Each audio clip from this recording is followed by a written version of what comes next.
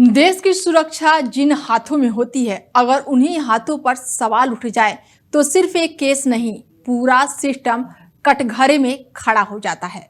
दिल्ली से लेकर राजस्थान के श्रीनगर तक फैली एक सनसनीखेज सीबीआई कार्रवाई ने रक्षा गलियारों में भूचाल ला दिया है।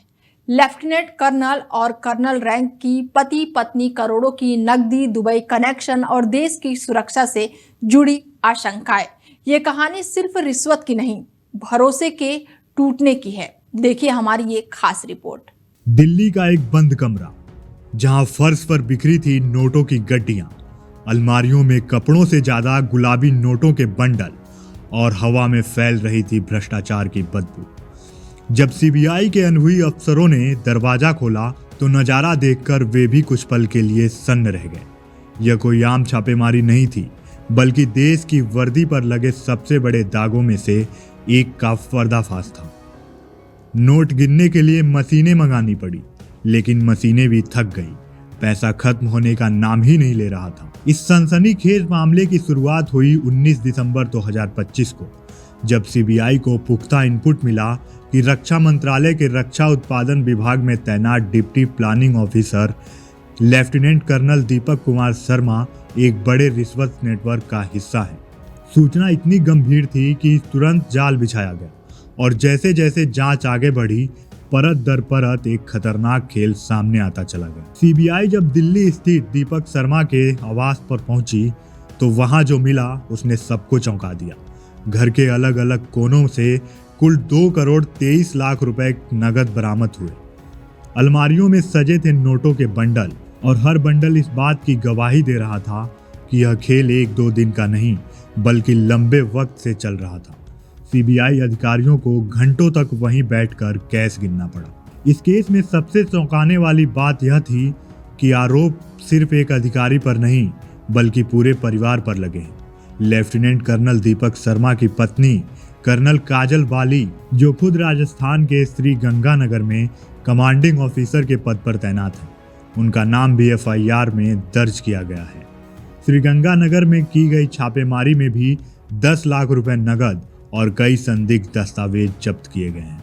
जांच में सामने आया है कि इस पूरे रिश्वत नेटवर्क के तार दुबई की एक निजी कंपनी से जुड़े हुए हैं। आरोप है कि इस कंपनी के इशारे पर रक्षा मंत्रालय के भीतर बैठकर फैसलों को प्रभावित किया जा रहा था। सीबीआई अब यह जानने की कोशिश कर रही है कि क्या इस मोटी रिश्वत के बदले देश की सुरक्षा से जुड़ी कोई संवेदनशील जानकारी भी साझा की गई। सीबीआई ने इस मामले में लेफ्टिनेंट कर्नल दीपक शर्मा और रिश्वत देने वाले विनोद कुमार को गिरफ्तार कर लिया है। दोनों को कोर्ट में पेश किया गया, जहां से उन्हें 23 दिसंबर 2025 तक पुलिस हिरासत में भेज दिया गया है। पूछताछ में कई चौंकाने वाले खुलासों की उम्मीद जताई जा रही है। यह मामला इसलिए भी बेहद गंभीर है क्योंकि जिस वर्दी को देश की सुरक्षा का प्रतीक माना जाता है, अगर उसी वर्दी के पीछे लालच और भ्रष्टाचार छिपा हो तो सवाल सिर्फ कानून का नहीं, राष्ट्रीय सुरक्षा का भी बन जाता है। जांच एजेंसियां अब यह भी खंगाल रही हैं कि कहीं यह रिश्वत किसी बड़े रक्षा सौदे से तो नहीं जुड़ा।